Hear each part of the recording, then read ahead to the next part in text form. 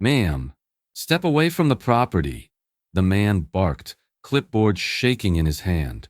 I stood frozen, still in my robe, coffee mug trembling in my grasp, as he stapled a neon violation notice to my front door like it was a court order.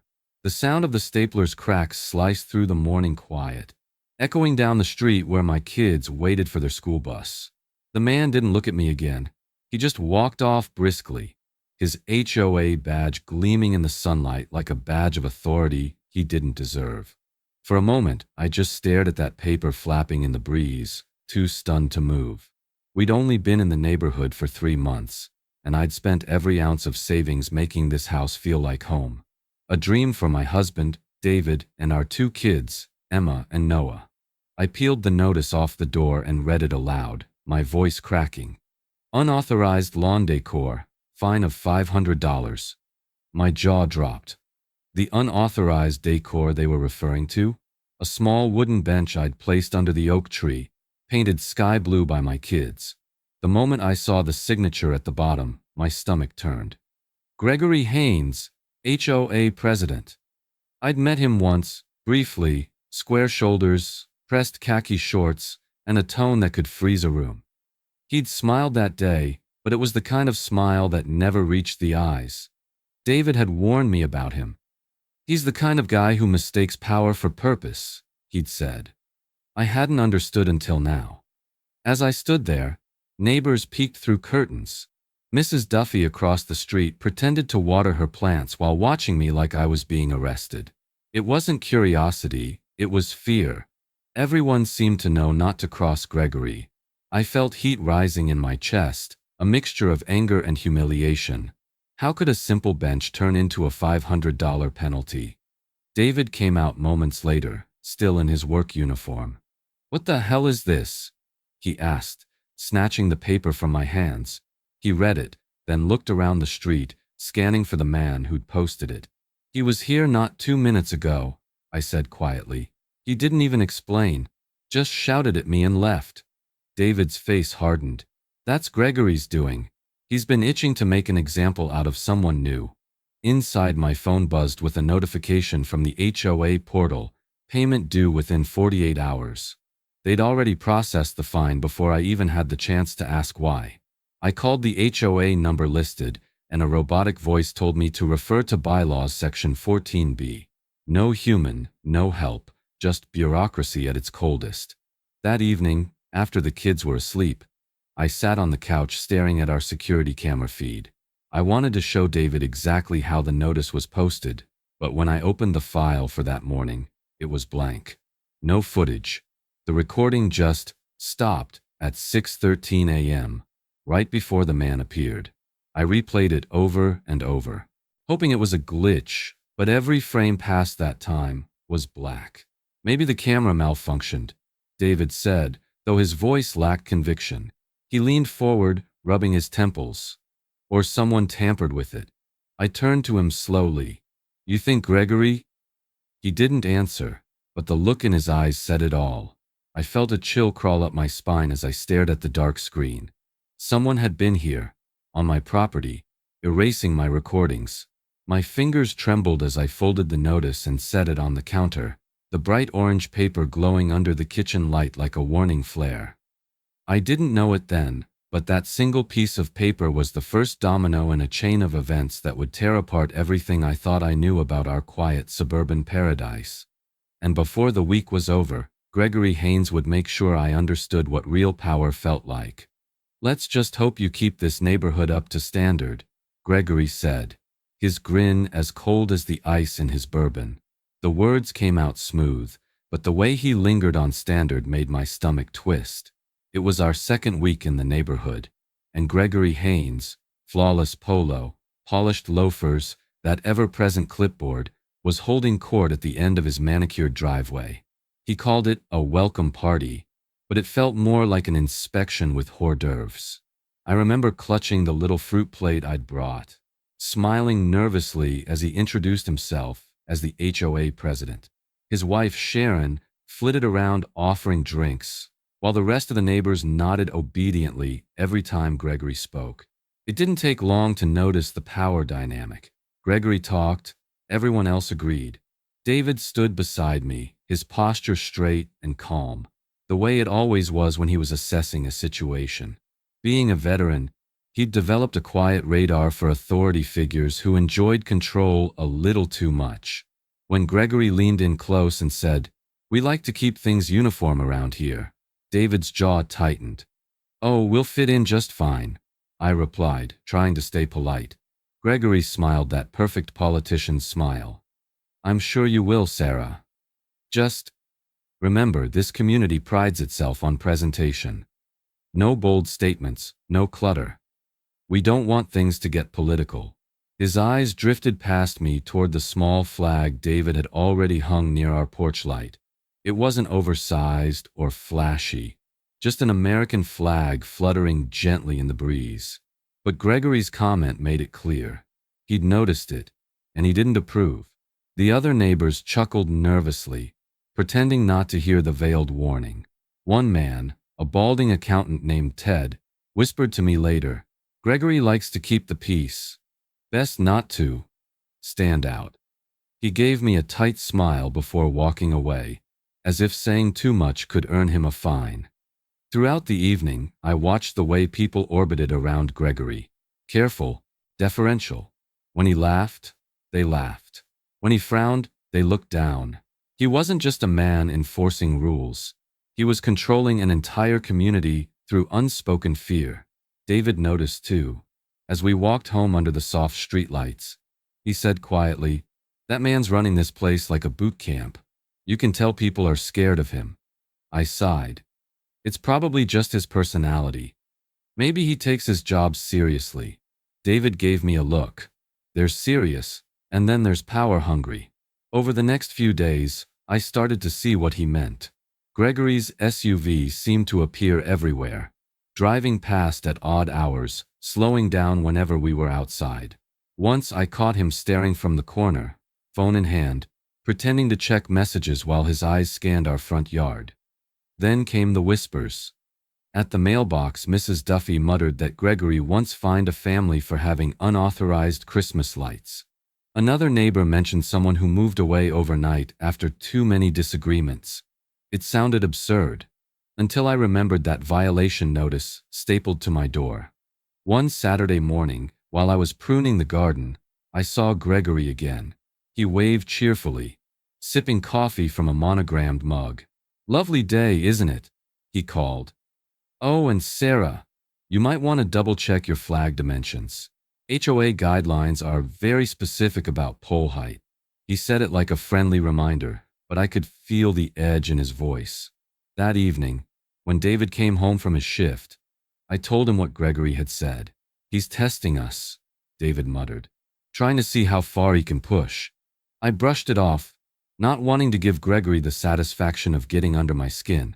But 2 days later, when I stepped outside to grab the morning paper, my heart sank. Another bright orange envelope flapped on the doorframe, stamped with the HOA seal. Violation, non-compliant display of flag, subject to fine. I stared at it in disbelief, the stars and stripes waving proudly behind me in the cool morning breeze. That was the moment I realized Gregory wasn't just enforcing rules. He was sending a message. "Pay it or lose the house," Gregory snapped over the phone. I could hear him smirking as he hung up, leaving only the cold static of silence ringing in my ear. I stared at the phone like it might bite. The words didn't sound like a warning. They sounded like a threat. The next morning, another envelope arrived in our mailbox. This one wasn't orange. It was red. "Immediate attention required," the label screamed. Inside was a fine for $750, citing improper edging and maintenance. I looked out the window, baffled. The grass was trimmed, the garden tidy. There wasn't a single thing out of place. Still, there it was, another arbitrary charge, another power play. By the end of the week, we'd received 3 more fines, one for unapproved paint tones on the porch furniture, another for leaving the trash bin visible, and one absurdly titled improper lighting fixture placement. It was relentless. Gregory was bleeding us one penalty at a time. David's patience, usually a calm sea, began to crack. He called the HOA office, demanding an explanation. You can appeal the fines through the proper channels, a robotic voice told him, reciting from some manual. All notices were issued in compliance with HOA standards. He slammed the phone down. There's no appeal, Sarah. There's no one on the other end. It's just him. We started adding up the costs. Over $2,000 in fines within 30 days. My paycheck as a nurse barely covered the mortgage, groceries, and the kids' school fees. David picked up extra shifts at the mechanic shop, but even that wasn't enough. The fines came faster than we could pay them. Every notice came with the same cold stamp at the bottom. Gregory Haynes, HOA President. One evening, while sorting mail, I stumbled on a clause in the HOA documents. I read it aloud to David. All fines must be preceded by written notice and a reasonable opportunity for appeal. I blinked, realizing something crucial. We never got notice. I said slowly. No warning, no hearing, nothing. That night, we double-checked everything. Each violation had come directly as a fine. No prior notice, no meeting invitation, no appeal form. Legal nugget: HOAs are legally required to provide written notice and an opportunity to appeal before enforcing fines.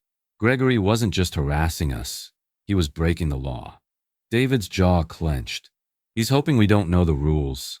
He's counting on fear. But fear was already creeping in. Cars would slow down when I pulled into the driveway. The same gray SUV appeared near our street almost every night.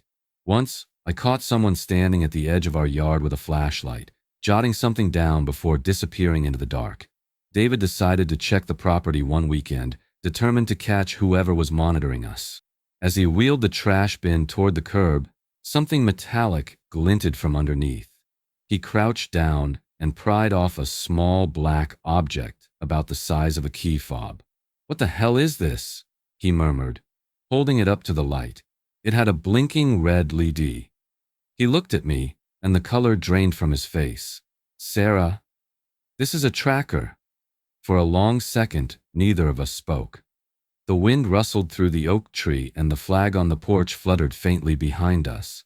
My skin prickled as if the entire street were watching. That night, I couldn't sleep. Every creak in the house felt like footsteps. Every shadow outside like someone watching through the blinds. I lay awake, staring at the ceiling, realizing the truth that made my chest tighten. This wasn't about lawn decor or grass height. Gregory wasn't enforcing rules. He was targeting us. And he wasn't doing it from a distance anymore. "Sit down, Mrs. Mitchell," Gregory shouted, slamming his gavel as the meeting room fell silent. The sharp crack echoed off the community hall walls, and every head in the room turned toward me. I stood frozen at the microphone, heart pounding so hard I could hear it in my ears. The look on Gregory's face wasn't just anger, it was control, raw and unfiltered. I'd come to the HOA meeting that evening determined to confront him. After weeks of fines and intimidation, I thought maybe, just maybe, there'd be fairness if I spoke publicly. But the moment I started questioning the legality of his fines, the mask slipped. Gregory's charm vanished, replaced by a sneer that chilled me to the bone. "This isn't the time or place for accusations," he snapped, glaring at me over his reading glasses. "You're out of order." "I'm not out of order," I shot back. "You've been issuing fines without proper notice, and I have the records to prove it. That's not just unethical, it's illegal." A few people gasped softly. I looked around, searching for even one supportive face, but most of my neighbors stared down at their laps or shuffled papers nervously. The fear was palpable. No one wanted to be seen siding with me. Gregory had them all in a quiet chokehold of compliance. He leaned forward. "Mrs. Mitchell, this board follows the bylaws of this community. If you don't like it, you're free to relocate." His tone was calm now, dripping with condescension. "But I suggest you stop spreading misinformation." My voice trembled but held firm. "You can't silence homeowners. HOA meetings are supposed to be open to all members. We have the right to speak. That's the law." That was legal nugget, the exact truth Gregory didn't want anyone in that room to remember. Homeowners have the right to attend and participate in HOA meetings under open meeting laws. Gregory's smirk faltered for half a second. I caught it. So did David, who sat quietly in the back row, fists clenched on his knees. Then Gregory's gavel struck again. "You're dismissed," he said coldly. "Remove her statement from the record." Someone near the door murmured, "That's not right." But Gregory shot them a look that silenced the entire room.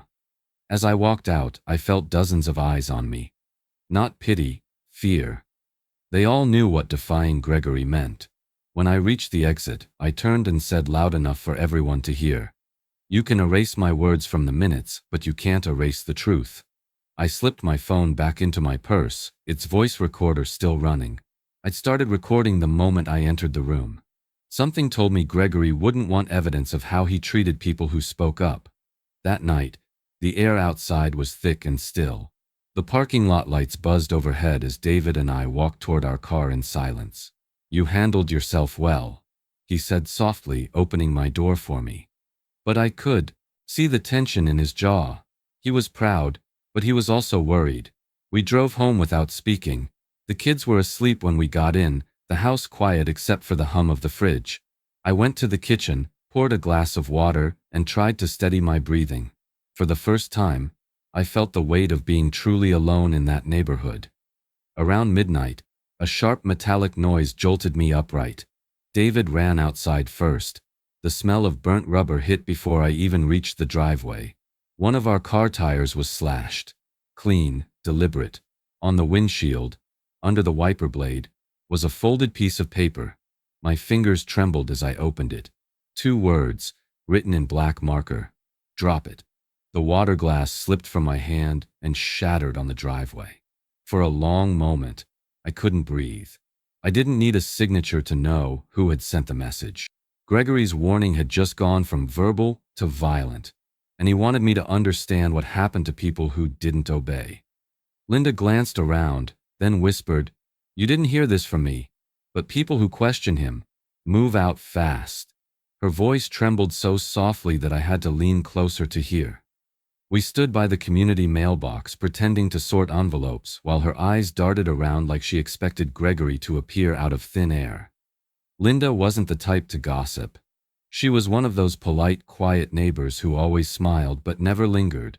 For her to approach me at all meant something was wrong. I kept my voice low. "Move out fast? What do you mean?" She shook her head quickly. "I've seen it before. Families who ask too many questions about fines, dues, landscaping fees, suddenly get swamped with violations. Their homes get liened. Next thing you know, they're gone. Sold. Empty."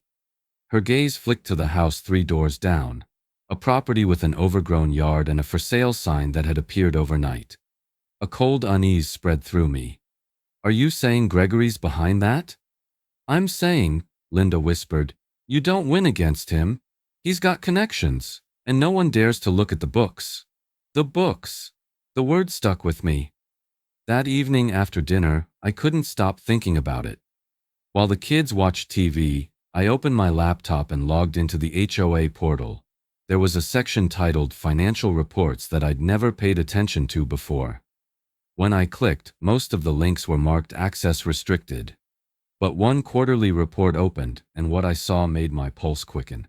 Line after line of maintenance and landscaping fees added up to tens of thousands of dollars.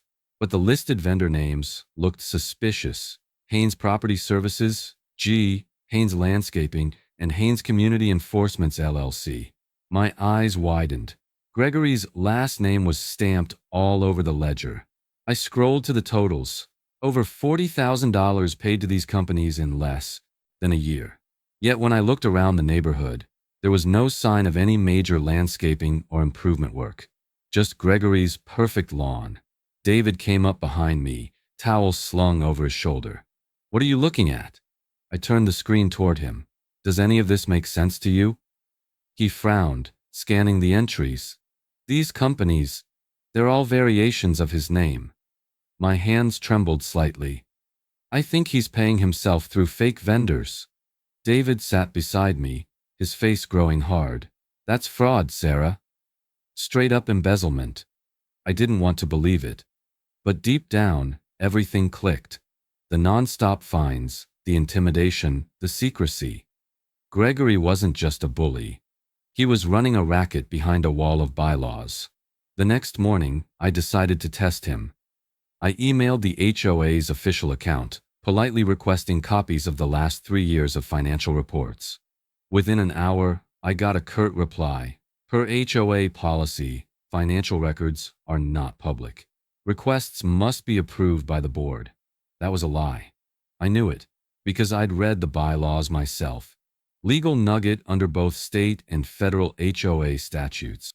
Homeowners have the right to review all financial records upon written request.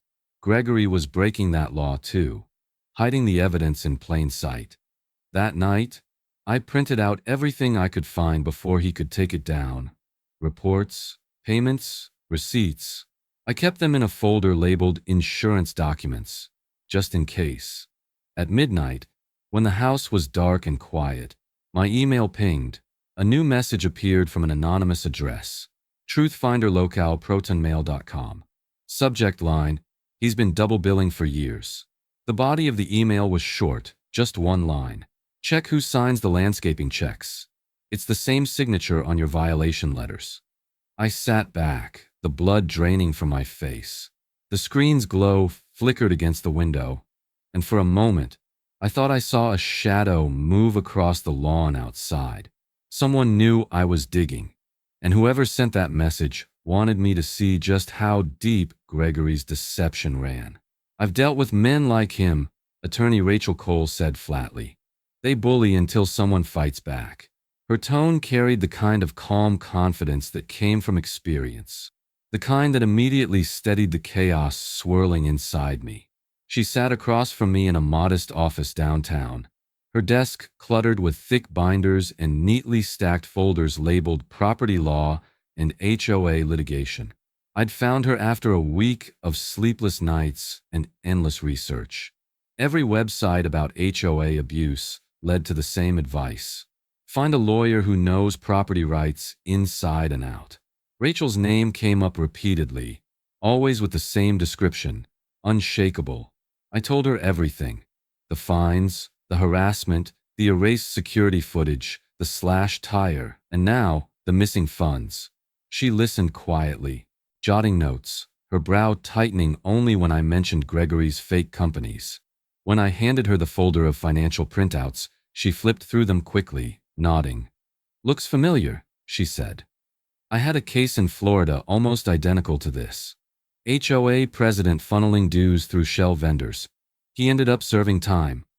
Her words hit me like a breath of fresh air, and a gut punch at the same time. I wasn't crazy. I wasn't paranoid. What Gregory was doing wasn't strict enforcement. It was criminal. Rachel pulled a binder from her shelf labeled Georgia HOA Statutes and flipped to a tabbed section. Let's start with the basics, she said. Every HOA has a declaration of covenants. That's the rule book. But here's the catch. It can't be changed without a community vote and an official record filed at the county clerk's office. That's not optional. It's law. She leaned forward, tapping her pen on the page. Legal nugget HOAs cannot amend governing documents without a formal member vote and county filing. If he's been modifying those bylaws on his own, she continued, every fine he's issued is invalid. And if he used those to collect money, that's fraud layered on top of forgery. My stomach turned, part fury, part disbelief. He's rewritten the rules just to target people. Rachel nodded, and he's betting no one will ever question him. Most homeowners are too intimidated to even look at the bylaws. She smiled faintly, sharp and deliberate. But you're not most homeowners. For the first time in weeks, I felt a flicker of empowerment. She asked me to forward every document I had, violation letters, emails, photos, and the anonymous message.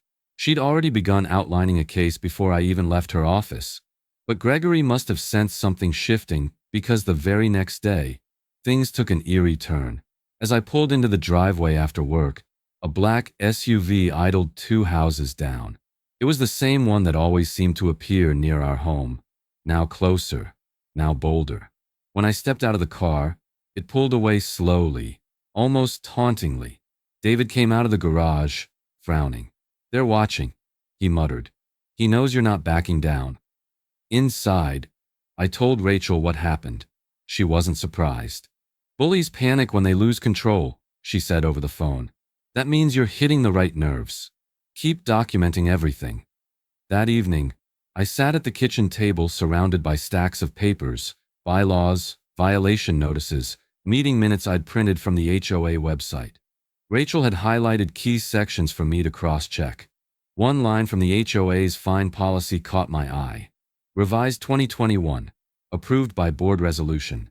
But when I went to the county records website to look up that revision, there was nothing. No filing, no amendment, no record at all. My pulse quickened. I called Rachel. Immediately. "It's not in the records," I said breathlessly. "The 2021 fine policy. It doesn't exist legally." There was a pause on the line. Then Rachel spoke, her voice calm but edged with satisfaction. "Then every fine he's issued since that date is void. Sarah, you just found the crack in his entire operation." The room felt suddenly smaller, charged. I looked out the window. The street empty, the air still. For the first time, I didn't just feel anger. I felt power. Gregory had built his control on fear and false authority. But now for the first time someone was fighting back, and this time the law was on my side. Rachel slammed a file down. "This amendment isn't just illegal. It's theft in writing." Her voice carried the kind of restrained fury that only comes from staring corruption straight in the eye. Papers spilled across her desk like the wreckage of a storm, and there it was. The document that would blow everything open. The amendment looked official at first glance. Same letterhead, same logo, even Gregory's precise signature at the bottom. But as Rachel flipped through each page, the lies started to unravel. "Notice the date," she said, tapping her finger against the top corner. "He backdated this to 2019, but the font he used didn't exist in their forms until 2021. Sloppy." She turned another page, pointing to a paragraph highlighted in yellow. Section 5B. The HOA President shall be entitled to receive administrative compensation from collected enforcement fees at a rate determined by the board. Rachel looked up. "That's him paying himself for every fine he issued. And he never filed this with the county, meaning it's completely unratified." I leaned forward, my pulse hammering in my ears. "You're saying all that money, all those fines, every dollar went straight into his personal account," she finished grimly. I felt the room tilt slightly. My mind flashed back to every violation notice I'd peeled off our front door, every check I'd written under duress, every late-night argument with David over how we'd cover another bogus fee. We'd been feeding his fraud, line by line, dollar by dollar. Rachel sat back in her chair, the overhead light catching the determination in her eyes. "This isn't just misconduct, Sarah. It's criminal embezzlement, forgery, tax evasion. We can take this straight to the county district attorney." A slow, cold anger began to rise in me, heavier than fear, steadier than shock. For weeks I'd been terrified of Gregory Haynes. But now for the first time I saw him for what he truly was, not powerful, not untouchable, but desperate. A man hiding behind a fake law he'd written himself. David was pacing the room behind me. "So what happens now?" Rachel's tone shifted from fury to precision. "Now we build a case. I'll need every notice, every email, every payment record. We'll trace each transaction back to those accounts." We spent the next hour cataloging every document into labeled folders. Rachel was meticulous. Every fine, every timestamp, every forged signature. He created his own amendment, gave himself the right to get paid, and never told the board or filed it publicly, she said, shaking her head. "This is going to collapse on him like a house of cards." When we finished, she slid the main file across the desk toward me. "Keep a copy of this somewhere safe. Off-site, USB, cloud, whatever. He's going to realize soon that you know." I nodded, the weight of it settling in my chest. I'd walked into her office that morning as a terrified homeowner. I was leaving as a witness.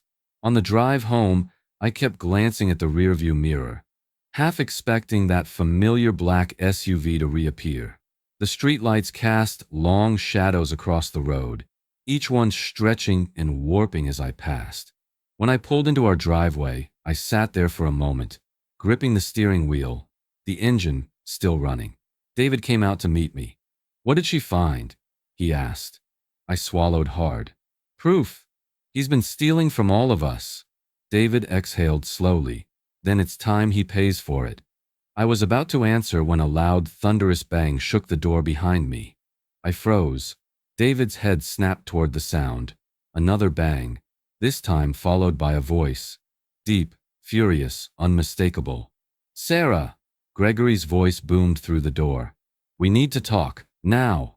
David stepped in front of me, jaw tight, fists clenched. Through the window, I could see Gregory's shadow on the porch, tall, squared, trembling with rage. My heart pounded, but I didn't move. Not this time. He was done hiding behind papers and threats. The battle had just become face-to-face. Bang, bang, bang. Someone pounded on the window at 2 a.m. I grabbed the bat, but when I looked outside, no one was there. The street was empty, still, the kind of dark that makes you doubt your own eyes. The motion light flicked on, flooding the front yard in white, but the only thing moving was the flag fluttering in the cold wind. David came running down the hallway, his voice low and sharp. "Where?"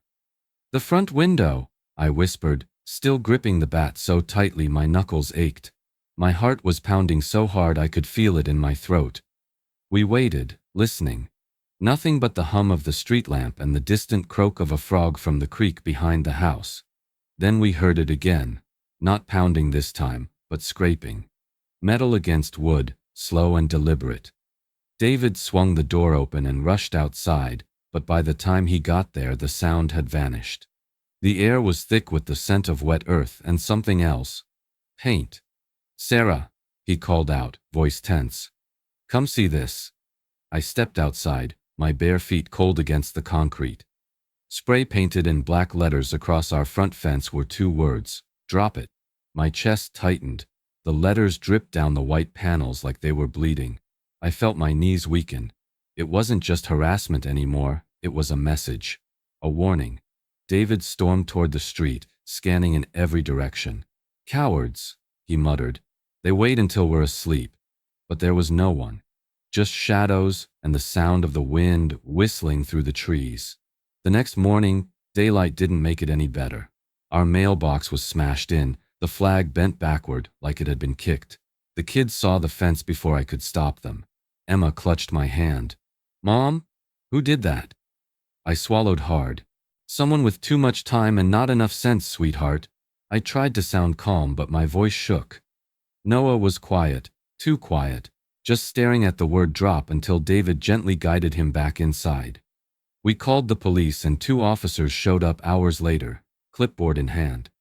They took photos, asked a few questions, then shrugged. "Looks like kids messing around," one of them said. "Halloween's coming up. Probably just pranksters." "Pranksters don't slash tires or erase camera footage," David snapped. But the officer only sighed. "We'll file a report, but without a witness, there's not much we can do." As their cruiser pulled away, I stood on the driveway, fighting the wave of helplessness washing over me. For the first time, our home, our supposed safe place, felt like a cage. I called Rachel that evening, my hands trembling as I told her everything. She listened quietly, then said, "He's escalating because he's scared. He knows he's cornered. Don't let fear drive you out." "What do I do?" I asked. "Document everything," she said firmly. "Install cameras. Hidden ones, visible ones, both. Fear thrives in silence. Evidence kills it." That night, David set up a ring of cameras around the property while I watched from the window, heart pounding at every rustle in the dark. I tucked the kids in early, double-checked the locks and sat awake long after midnight, staring at the footage feed on my laptop. Every creak of the house made me jump. Every passing car made my chest tighten. I hated that Gregory had turned my family's life into this. Sleepless nights, restless children, and constant dread. The next morning, as I stepped outside to check the mailbox, something bright caught my eye. Another envelope. Another violation. Failure to maintain property, graffiti visible on fence. At the bottom, in neat cursive handwriting, was the signature I'd come to despise. Gregory Haynes, HOA President. My hand shook so hard I nearly dropped the letter. He wasn't just mocking us now. He was turning his crime into our punishment. And this time, I swore he'd regret it. Your Honor, Rachel said, holding up a thick stack of documents, the HOA President has been paying himself from every homeowner's fine. The courtroom fell silent. The air was electric, the kind of charged tension you could feel crawl across your skin. Gregory sat at the defendant's table, jaw tight, his usual smug composure flickering for the first time since I'd met him. His lawyer, a gray-haired man in an expensive suit, leaned in and whispered frantically, but Gregory just stared straight ahead, hands clenched. I sat behind Rachel, my palms pressed together so tightly they ached. David was beside me, his arm draped protectively over the back of my chair. For months we'd endured fines, fear, and vandalism. And now finally we were in a place where the truth could no longer be silenced. Rachel moved with precision, every word deliberate. We have copies of financial records showing payments from the HOA Enforcement Fund to 3 shell companies owned by Mr. Haynes, she continued. The total amount exceeds $40,000 over the past 12 months alone. The judge adjusted his glasses, peering down. You're asserting that the defendant used his position for personal gain? Yes, Your Honor. We also have evidence of forged amendments to the HOA bylaws, signed only by Mr. Haynes, which allowed him to collect administrative compensation from collected fines. None of these amendments were ever filed or approved by the membership, as required by state statute. Rachel handed the clerk a file, and the judge began leafing through it, his brow furrowing deeper with every page. Gregory's attorney rose quickly. Your Honor, my client denies any wrongdoing. All amendments were made under the full knowledge of the board. Rachel didn't let him finish. Then perhaps the board can explain why there are no signatures, no meeting minutes, and no county filings for these so-called amendments. Her voice sliced through the courtroom like a blade. Because what we actually have is a pattern of deception. Gregory shifted in his seat, his polished confidence starting to crack. I did what was necessary to maintain order. He barked suddenly, his voice echoing off the wood-paneled walls. Homeowners were out of control, ignoring rules. I enforced them, fairly. Rachel didn't even blink. Fairly? You threatened, harassed, and fined families under false authority, all while pocketing their money. She turned toward the judge. Your Honor, this isn't enforcement. It's extortion. The murmurs from the spectators grew louder. Reporters, neighbors, and even a few HOA members who'd finally come to see the truth. Rachel laid down one last exhibit, a spreadsheet tracing every payment from the HOA account to Gregory's personal checking account. We subpoenaed his bank statements, she said calmly. The trail is indisputable. The judge raised his gavel slightly. That's enough. He turned his gaze toward Gregory. Mr. Haynes, these are serious allegations. Gregory's face flushed red. This is a witch hunt. These people, he jabbed a finger toward us, are the reason this community fell apart. They're liars. Enough, the judge thundered, slamming his gavel. The sound reverberated through the room, cutting him off mid-rant. You will maintain decorum in my courtroom. Gregory sank back into his chair, seething, his lawyer rubbing a hand down his face in frustration. The judge looked back at Rachel. Given the evidence presented, this court is ordering a full financial audit of the HOA's accounts for the past 5 years. Pending results, criminal charges for embezzlement and forgery may proceed. A low gasp rippled through the room. Legal nugget misuse of HOA funds constitutes criminal embezzlement under state law and can result in prison time. Rachel nodded respectfully. Thank you, Your Honor. Gregory's chair screeched against the floor as he stood abruptly. His lawyer tried to calm him, but Gregory brushed him off, storming out of the courtroom, muttering under his breath. As the door slammed behind him, I exhaled for what felt like the first time in months. For once, the truth wasn't whispered or hidden. It was on record, in front of a judge. Rachel turned to me, a quiet fire in her eyes. "It's not over yet," she said softly. "But he's finally cornered." And she was right, because a full audit didn't just mean justice for me. It meant the entire community was about to see exactly who their president really was. "Breaking news," the anchor announced. "HOA President Gregory Haynes charged with fraud and embezzlement." The words blared from the living room television, and I stood frozen, dish towel in hand, as Gregory's smug face appeared on the screen. Only this time, it wasn't from behind a podium or a clipboard. It was a mugshot. The man who had terrorized an entire neighborhood now looked small, defeated, and furious under the harsh glow of police lighting. "Sarah, come look," David called from the couch, his voice carrying a note of relief I hadn't heard in months. The news segment played footage of police escorting Gregory out of the courthouse, cameras flashing. Local residents say the former HOA president had a history of issuing false fines and manipulating association funds for personal gain. The anchor continued. I sank onto the couch beside David, my hands trembling, not from fear this time, but disbelief. It was over. At least, that part of it was. Within hours, our phones lit up with messages. Neighbors who had avoided eye contact for months were suddenly texting apologies, words like, "You were right," and "We should have spoken up." Even Linda came to the door with tears in her eyes. "I'm so sorry, Sarah," she said softly. "He scared us all." The next HOA meeting was unlike anything I'd ever seen. No gavel, no shouting, no Gregory. The county had assigned a temporary manager until the neighborhood could hold a formal election. For the first time, the chairs were full. Not because people were afraid of fines, but because they wanted change. Rachel attended, sitting quietly in the back. When my name was called to speak, the room went silent. I stood, hands slightly shaking, and said the words I'd wanted to say for so long. This community doesn't belong to one man's ego or greed. It belongs to all of us. And if we're going to rebuild, it starts with transparency. Applause filled the room. Real applause. Not the forced kind Gregory used to orchestrate. For the first time since moving here, I felt something I hadn't in months. Pride. A week later, a neighborhood-wide vote was held. New bylaws were drafted, clearly stating that no amendment could ever take effect without majority approval and public record filing. And just like that, the same people who once lived in fear now stood together, rebuilding their sense of community. The following weekend, David and I were walking home from the park when we saw the "For Sale" sign in front of Gregory's house.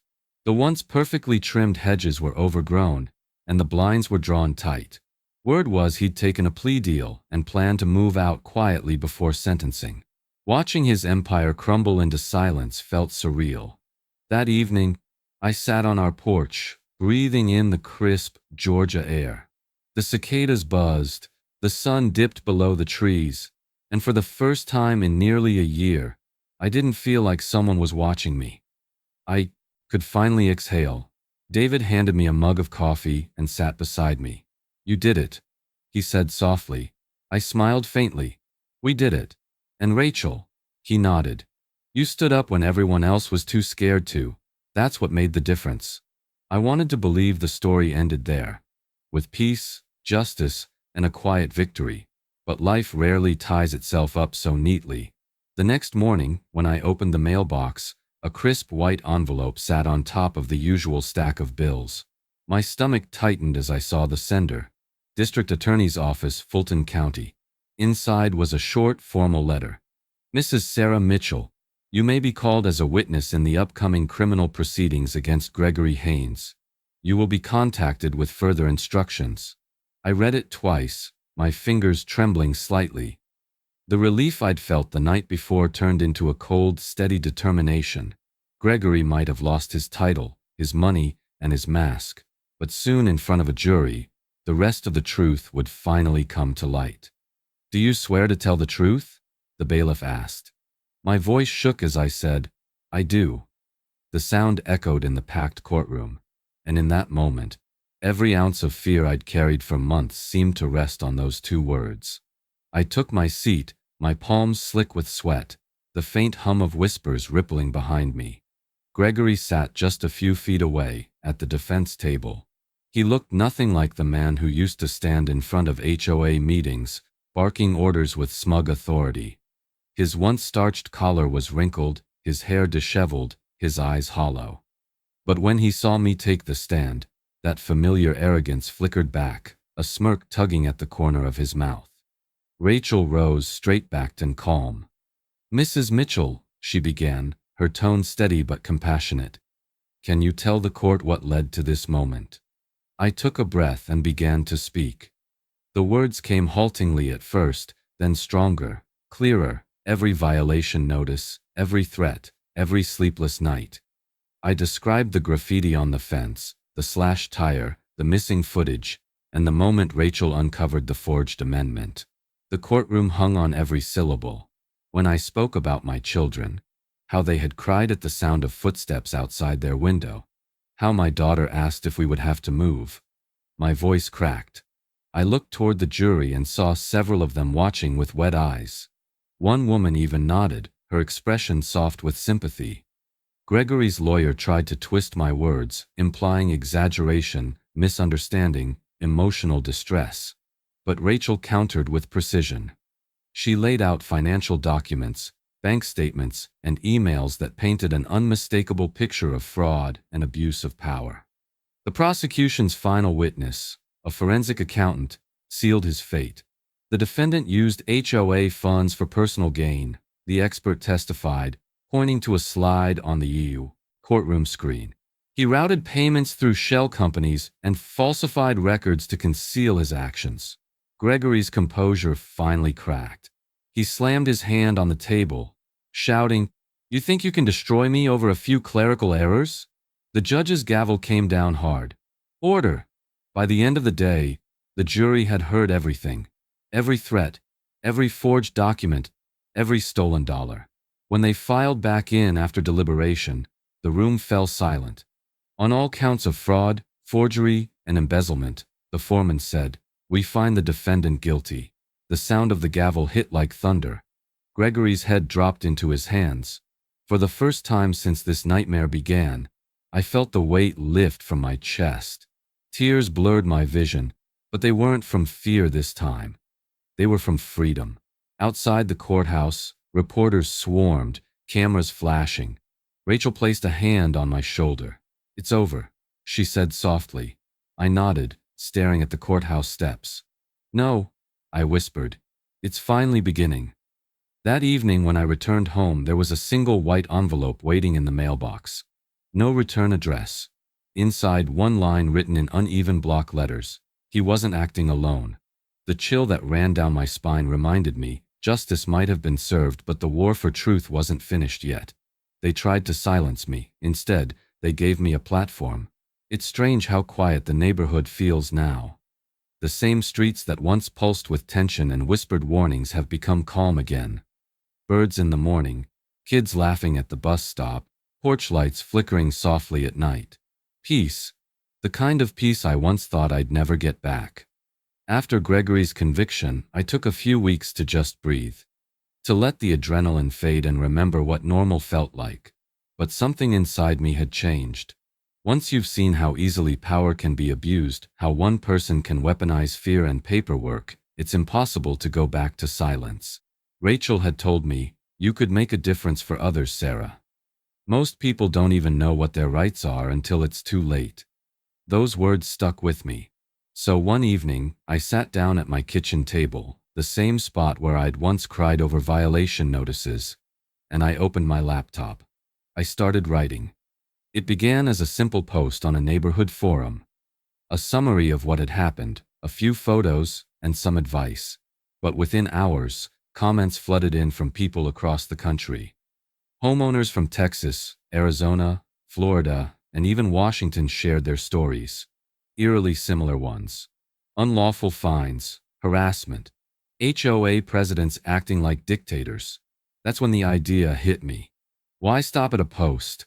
I reached out to Rachel, and together we launched something new. Homeowners for Accountability, a small nonprofit dedicated to helping people understand their property rights and stand up to abusive HOAs. Rachel handled the legal resources, and I shared my story, publicly, openly, fearlessly. We started small, Zoom meetings, local workshops, community flyers, but word spread fast. Within 3 months, over 200 members had joined. I spoke at a local town hall, and the room was packed with people who'd finally realized they weren't powerless. The message was simple but powerful. Stand up to intimidation with facts and law. Document everything. Know your bylaws. Record every notice. And never assume the HOA is above accountability. Even my neighbors, the ones who once kept their heads down, began volunteering. Linda became our treasurer. Ted, the quiet accountant, offered to audit HOA records for transparency. What was once a fearful, divided community had turned into something I'd never expected, a movement. Still, sometimes at night, I find myself looking out the window, the moonlight washing over the fence where Drop It was once sprayed. The paint's long gone, replaced by a mural the kids and I painted together. A tree, its roots deep and branches wide, stretching toward the stars. A reminder that even after destruction, growth always finds a way. And yet, there are moments when the past flickers back. Like the day I received that anonymous letter. The one that said Gregory wasn't acting alone. Rachel's still investigating that lead quietly. We don't know yet who else was involved, but something tells me that chapter isn't closed. Maybe that's what keeps me going. Knowing there are still truths to uncover, still people who need to know they're not alone. As I record the final part of my story for the channel tonight, I take a deep breath and look into the camera. If you're watching this, I say, and you're fighting your own battle with an HOA or a corrupt official, don't let fear win. Learn your rights, speak up, and remember, you're not powerless. You just haven't fought back yet. The light on the camera blinks off, and I smile. What would you do if your HOA president pocketed your money? I ask, echoing the closing line I've used in every video since. Share your story below, because the next one we tell might be yours. As the screen fades to black, I lean back in my chair and glance at the email folder labeled Tips and Leads. A new message has just appeared. Subject line, HOA scandal. It all started at a town hall mic. And just like that, the next story begins.